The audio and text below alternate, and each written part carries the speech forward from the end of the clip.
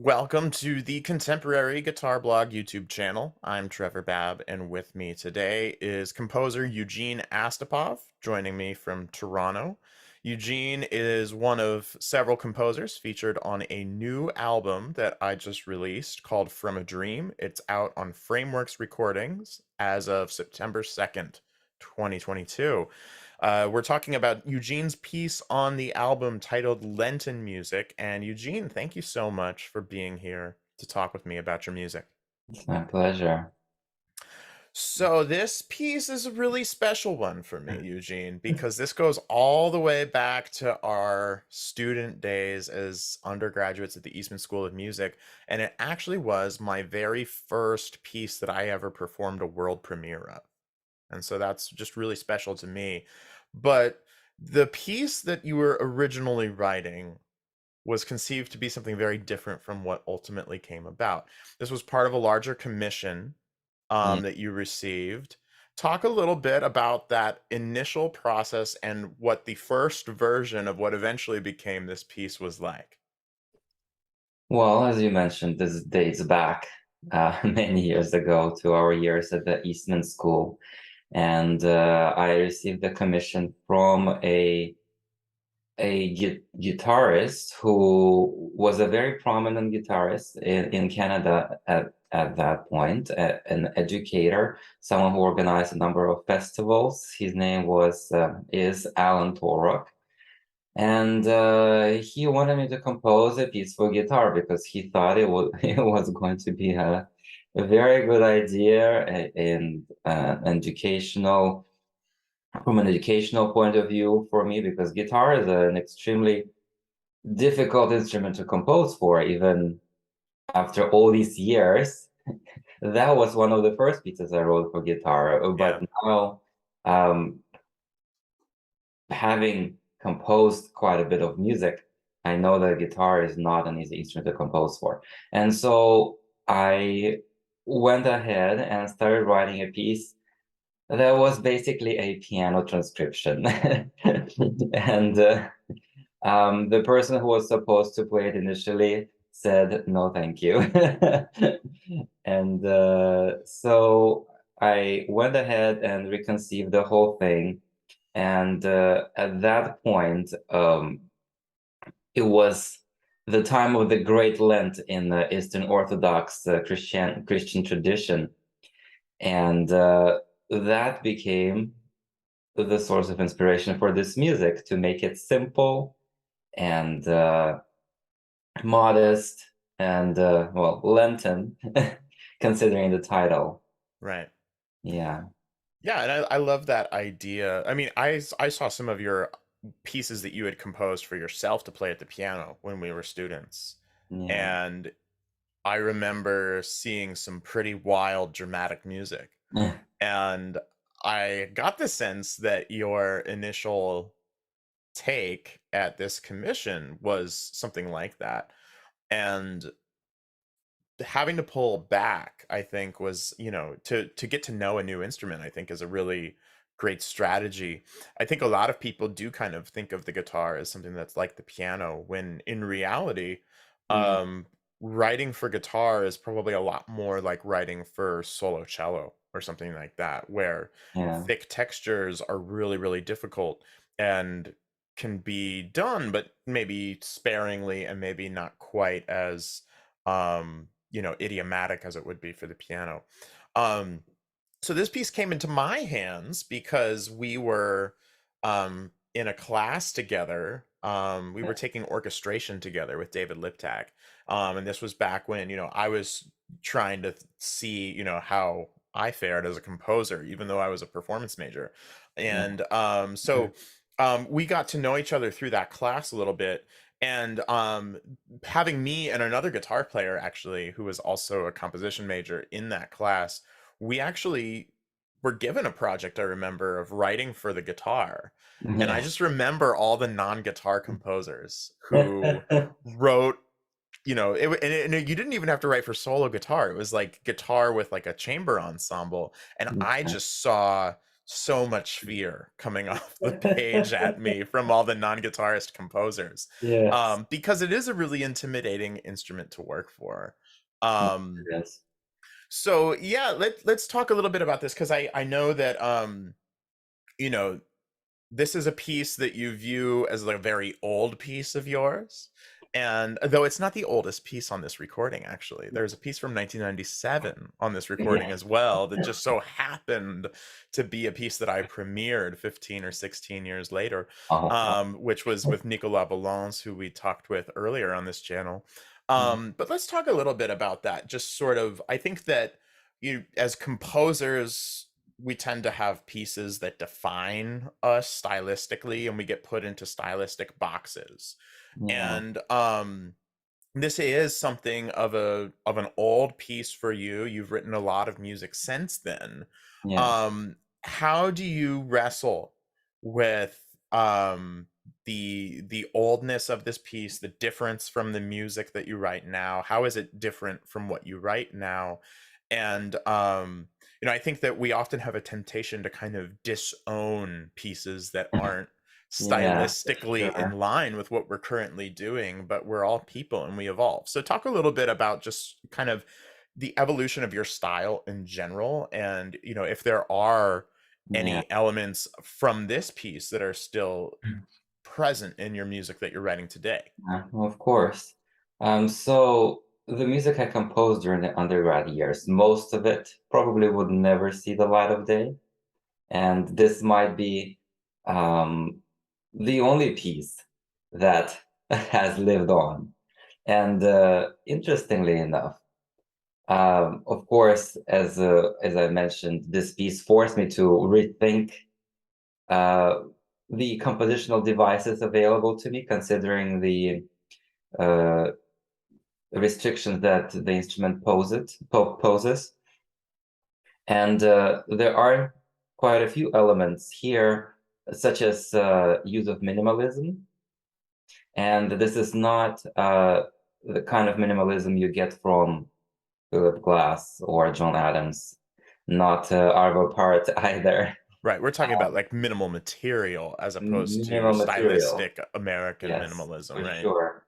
But some movements are really minimal in their sense, and they were, in a way, influenced by the composers I just listed, because at that time I was just discovering what uh, contemporary music was at that time, or music of the past 30, 40 years.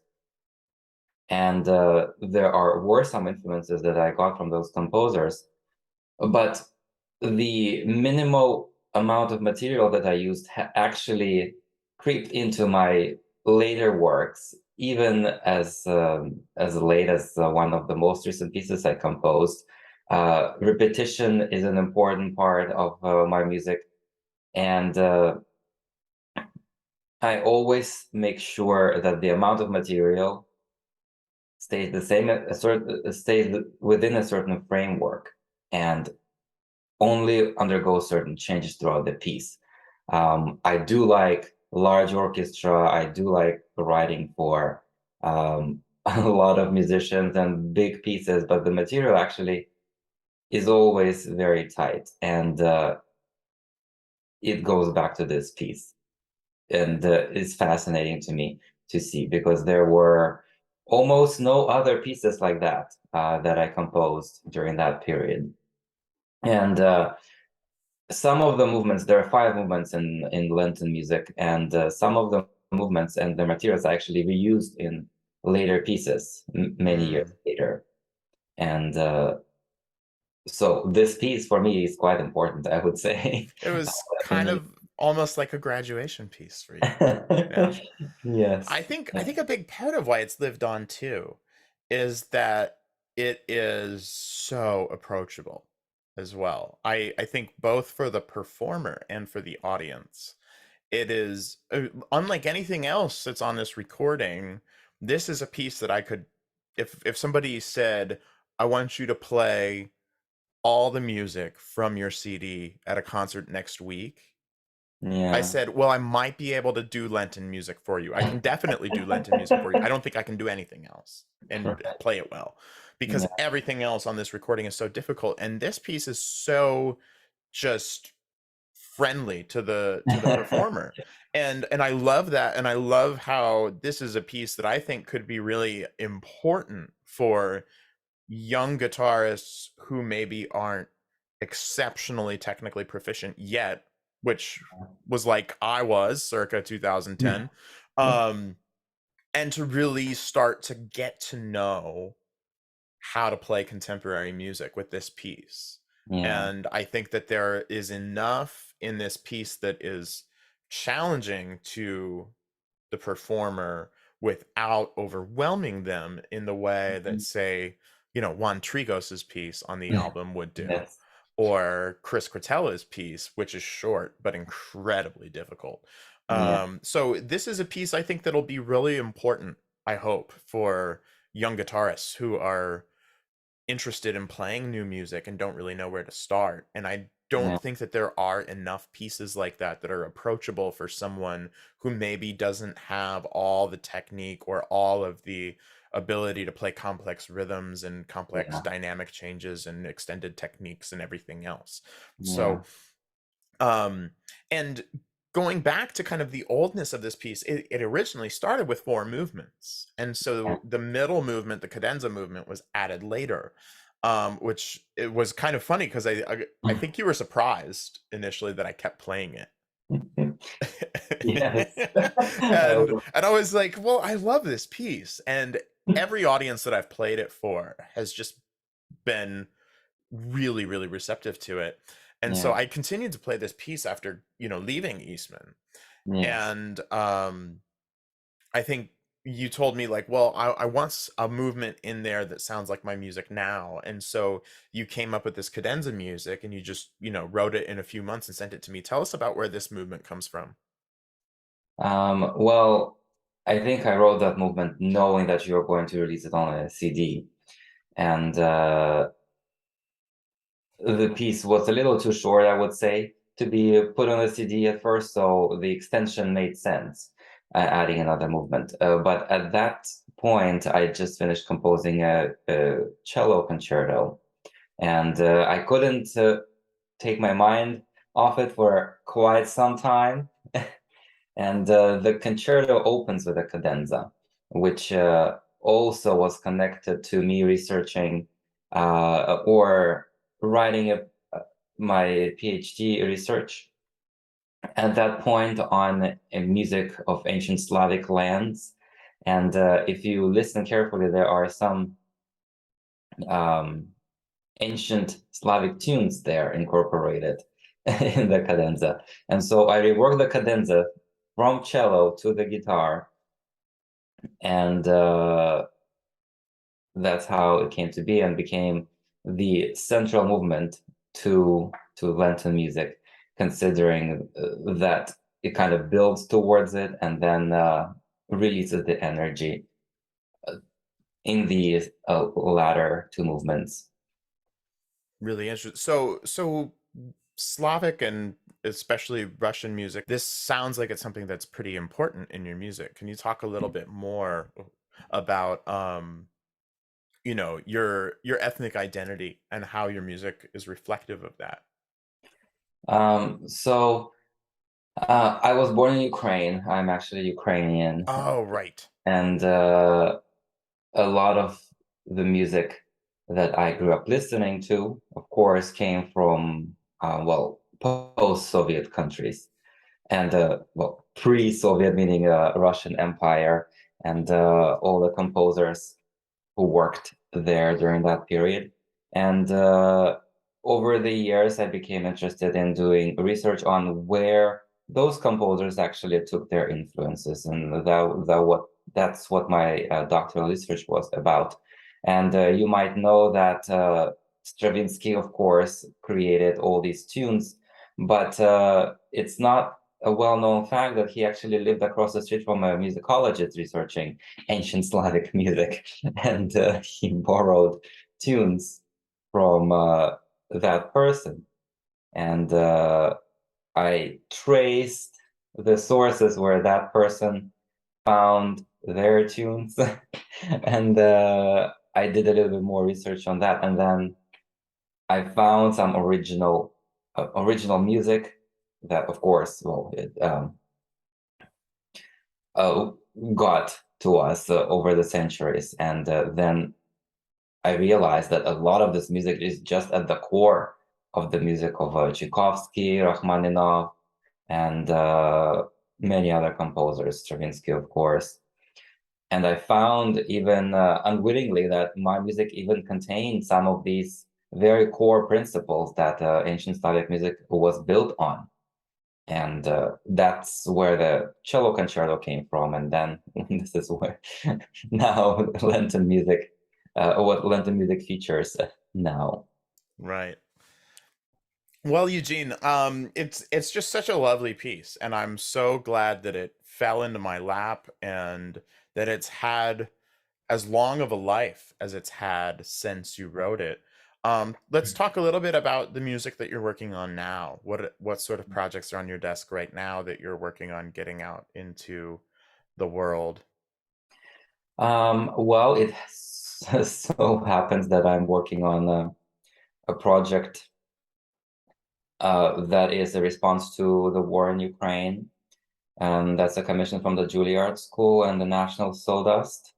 That's going to be premiered in December, a multimedia project, something also I have never done before, where there is going to be lighting design and sound design, not music, there's going to be music, but also sound design and various multimedia aspects. I just finished another piece for orchestra that was premiered by the National Symphony Orchestra of Bulgaria. That piece was also done in response to the war in Ukraine. Um, but this multimedia project is really something that preoccupies my mind 24/7 at this point because it's coming up soon, and it's really a complicated task trying to fit in all the pieces of the puzzle where it's just not only music anymore. There are all these different aspects that need to be incorporated, and uh, there are so many different ways of creating a multimedia work where there are just no limits on anything. When you can use any color that you want in any corner of the concert space, and that's what I'm working on right now. And what is the performing forces of It's this a musical Piero project? ensemble and percussion. Oh, so like an eighth Blackbird Puro plus percussion Yes. kind of Yeah. format. No vocal component to it. I decided not to use vocal Okay, components, but there's going to be sounds from actual interviews from Ukrainian refugees who flee gotcha. Ukraine. And this will be premiered in New York in Yes, this will December. be premiered in Wonderful. December at National Sawdust. Yeah, it's a great venue over in Brooklyn. For those of you New Yorkers out there who are watching, keep an eye out for Eugene at National Sawdust in December and his multimedia project about the war in Ukraine. Um, Thank you so much, Eugene, for sitting down and talking about Lenten music, and good luck with all of your projects ahead of you. Thank you, Trevor. It's been a pleasure, and congratulations on your CD. It is a great record, and it features an amazing amount of pretty spectacular music. Well, thank you, Eugene.